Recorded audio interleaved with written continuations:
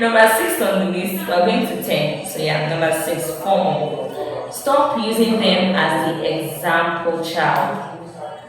Like when we say things like, don't know you are the firstborn, you're meant to be like this, you're meant to be like that, but younger ones are watching you. I'm also guilty of this. Especially when I'm speaking to my older learners in school, especially the secondary school students. I say this a lot.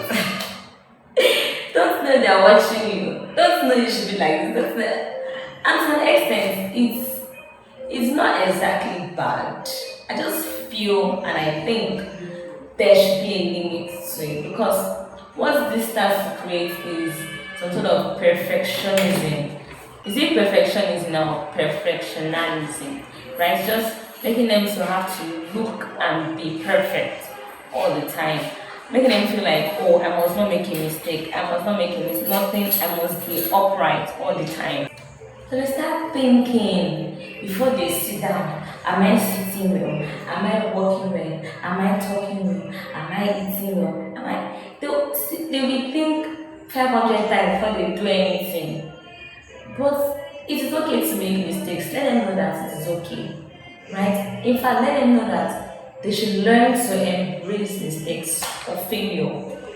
Because this act of perfectionism is what now puts people under the pressure of cutting their clothes more than their size or cutting the material more than their size, chewing more than biting more than what they can chew. It's just my point is just makes people do beyond themselves more than the things that they're actually supposed to do. Right? It just puts people under a lot of pressure. It puts them under a lot of pressure. They start thinking of how to impress you. I don't think that should be so because we're humans. We are not perfect. We are not we're not perfect. It is God that is actually helping us and working in us both to will and to do of His good pleasures. So please, it is okay. Allow them. You yourself, when you were a child, were you actually better? Really? Think about it. Alright, number 7 on the list says stop ignoring their need for attention. They need you, they need you, they need you. Don't feel like, oh, they can handle it, or they can do this, they can do that.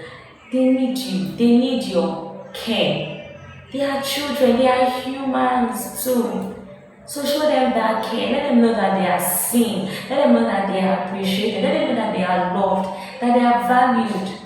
That was one of the things that Monica craved for.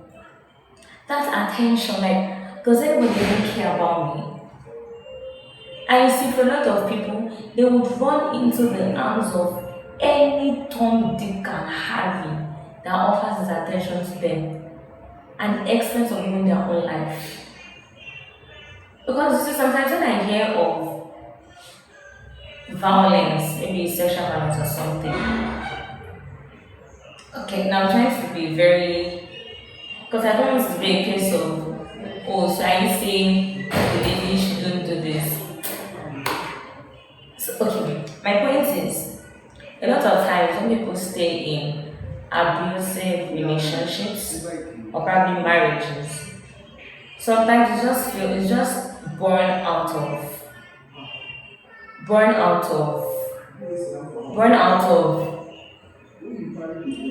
or fear of who will accept them.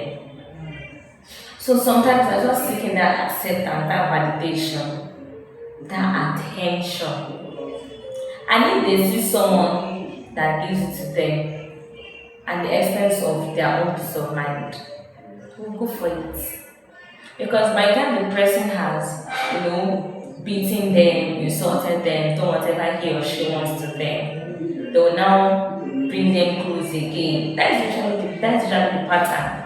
Like after a man beats up a woman, they will now come with gifts, I'm sorry.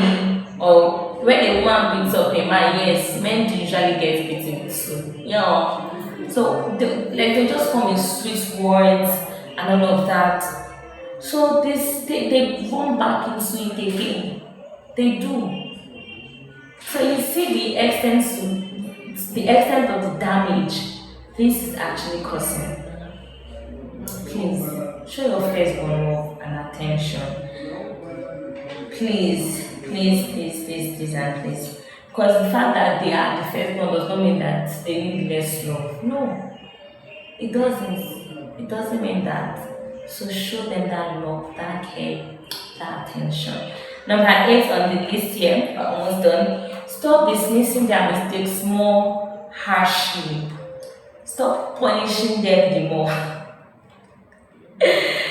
Oh my goodness, I think this is some of bringing memories.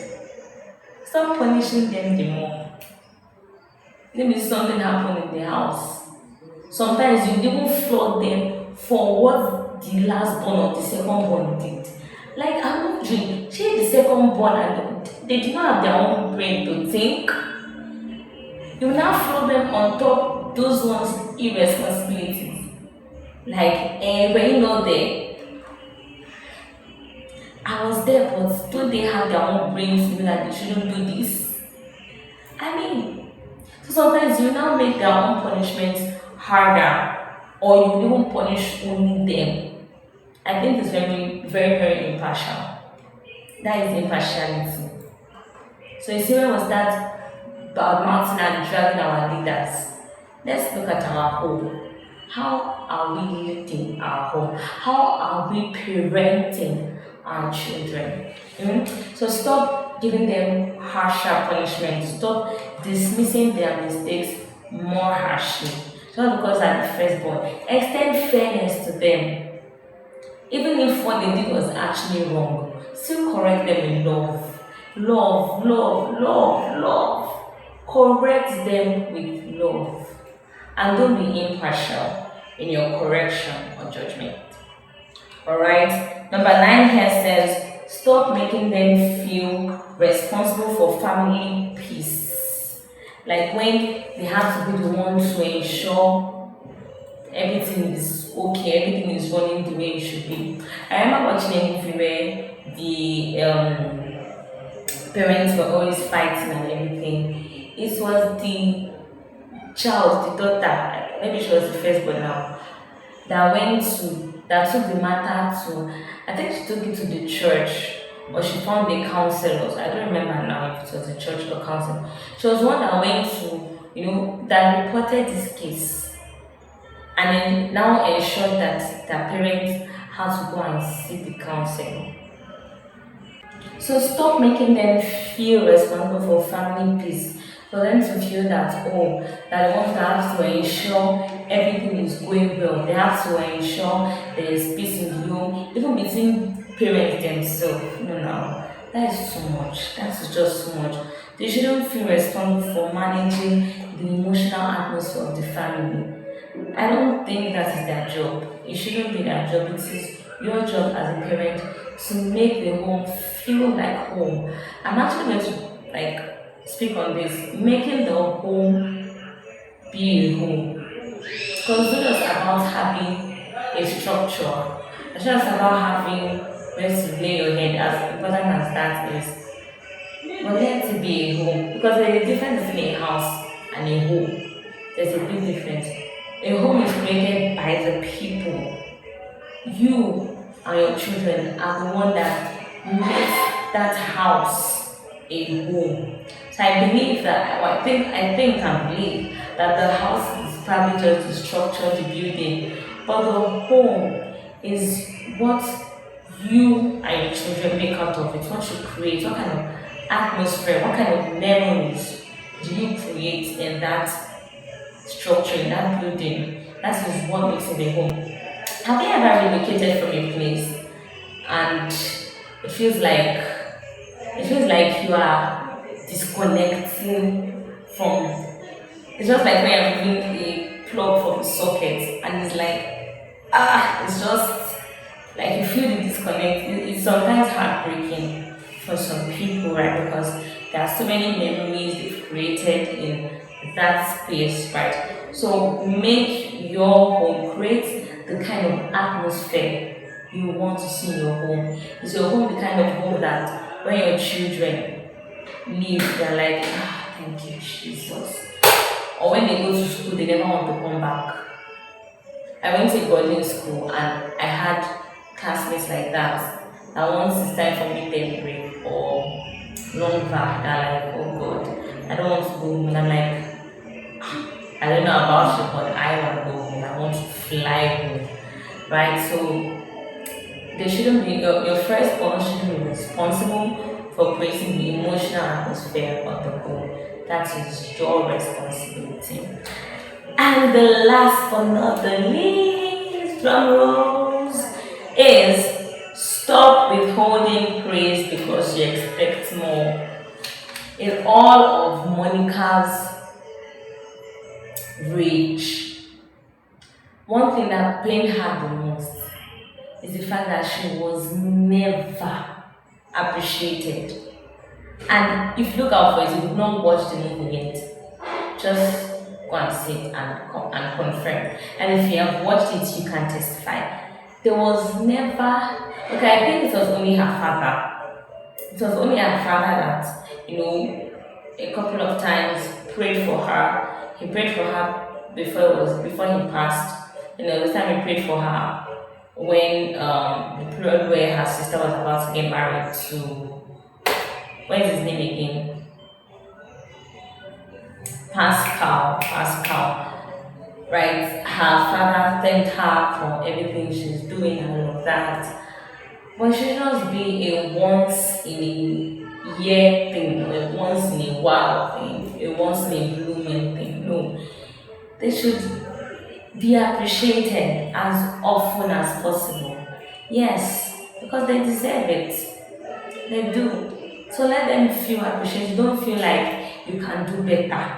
I remember one scene where Monica brought her salary, like the money she was paid from her tailoring business.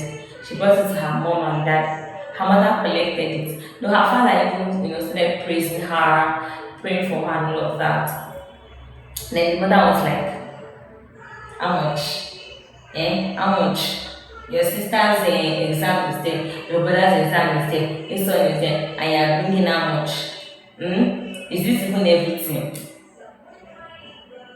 Then Monica just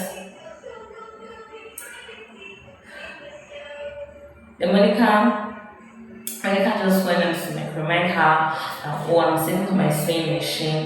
And the mother just made it look like she was committing a big crime. Reminded her of all the family. Oh my God. Reminded her of all the family's problems. As to say that your own is not important. Let us solve every other person's unfaithful will come to you. So stop making them feel like they are doing nothing. Appreciate them. Learn to use words like thank you. I'm proud of you. Well done. Well done. Before you even say you can do better, tell them well done for the ones that you won't done. Please stop making them feel like there's nothing special. Even if there's nothing actually special.